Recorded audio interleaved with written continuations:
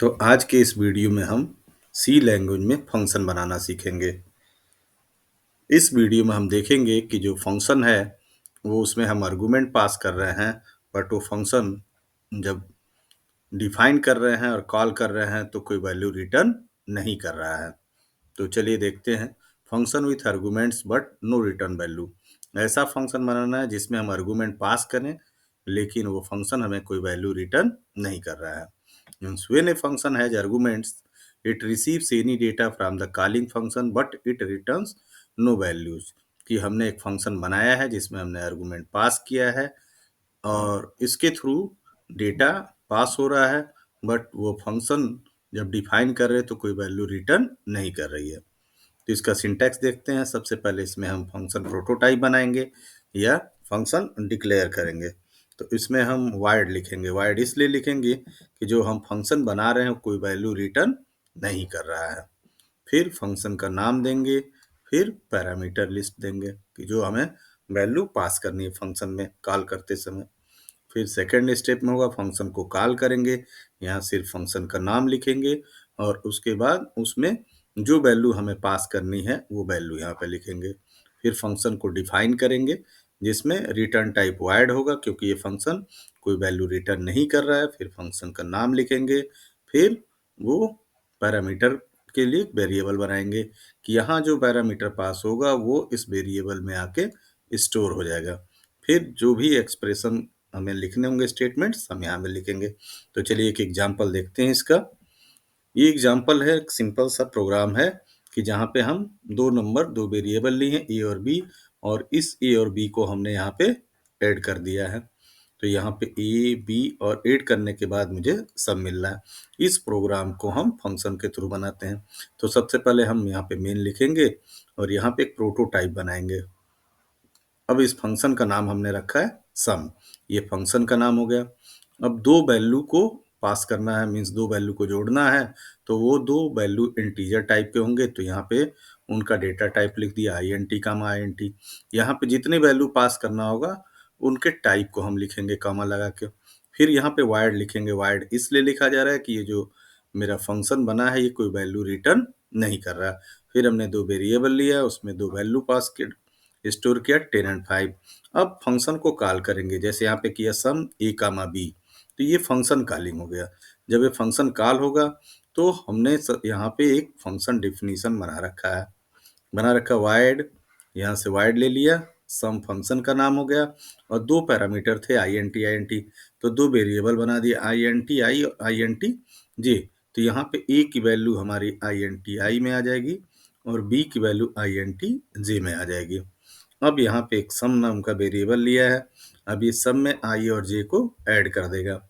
फिर हम आई और जे को प्रिंट करा देंगे और सम को प्रिंट करा देंगे। और फिर वापस मेरा प्रोग्राम का कंट्रोल इसके जस्ट नीचे वाले लाइन में आएगा। अगेन हमने कॉल किया है सम को और इसमें पैरामीटर पास किया 100 एंड 200। तो इस बार ये फिर अगेन प्रोग्राम का कंट्रोल इस फंक्शन को कॉल करेगा और INTI में इस बार 100 आएगा और INTJ में 200 स्टोर होगा। फिर अगेन आई और जे को ऐड करके यहाँ पे सम बनाएगा। चलिए इस प्रोग्राम को और देखते हैं बना के। तो यहाँ पे देखिए तीन स्टेप्स हैं function with arguments and without return value में। स्टेप 1 होगा फंक्शन प्रोटोटाइप डिक्लेरेशन। इसमें हम रिटर्न टाइप लिखेंगे और फंक्शन का नाम लिखेंगे और डेटा टाइप और पैरामीटर्स लिखेंगे। तो अगर दो नंबर को जोड़ने का प्रोग्राम हम बनाते हैं तो इस पे डिक्लेरेशन में हमें वाइड लिखना होगा क्योंकि रिटर्न टाइप क्या होगा, कुछ भी नहीं है। तो यहाँ वाइड लिखेंगे, ये फंक्शन का नाम बना दिया। दो हमको वेरिएबल पास करना जिसे जोड़ना है, तो यहाँ पे उनके डेटा टाइप को INT कॉमा INT लिख दिया। फिर फंक्शन कॉल करेंगे तो फंक्शन कॉल का होगा कि फंक्शन का नाम देते हैं फिर पैरामीटर पास करते हैं। तो यहाँ हमने फंक्शन का नाम लिख दिया 8 डेटा और दो वैल्यू पास कर दिया 10 और 20। अब फंक्शन डिफिनीशन देखते हैं। तो फंक्शन डिफिनीशन का सिंटैक्स है रिटर्न टाइप, फंक्शन नेम और डेटा टाइप है पैरामीटर। तो यहाँ पे रिटर्न टाइप हमारा कुछ नहीं है तो इसलिए वाइड लिखा है। फिर फंक्शन का नाम लिखा और दो वेरिएबल बनाने होंगे कि जब ये 10 आए तो वो ए में स्टोर होगा और 20 बी में स्टोर होगा। फिर ए और बी को जोड़ लेंगे, यस में उसे स्टोर करा देंगे, प्रिंट करा देंगे। इस तरह से ये फंक्शन। तो अब इसमें हम प्रोग्राम बनाते हैं function with some arguments and no return value। तो यहाँ पे लिखेंगे इंक्लूड stdio डॉट h और int main।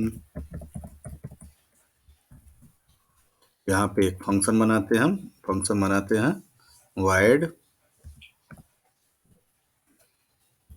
क्योंकि ये फंक्शन कुछ रिटर्न नहीं करेगा तो हम यहाँ पे लिखेंगे void, दो नंबर को जोड़ने का फंक्शन बनाते हैं।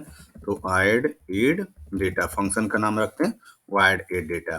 अब दो नंबर को जोड़ने का प्रोग्राम है तो दो नंबर हमारे इंटीजर होंगे, तो हम यहाँ पे int और int लिखेंगे, यहाँ पे सेमीकोलन लगा देंगे।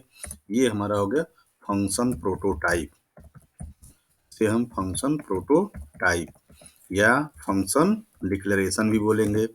ये डिक्लेरेशन हो गया कि फंक्शन हमने डिक्लेयर कर दिया कि एक फंक्शन हम बनाएंगे जिनका नाम होगा एड डेटा, जिसमें दो इंटीजर टाइप की वैल्यू पास होगी और वो कोई वैल्यू रिटर्न नहीं करेगा।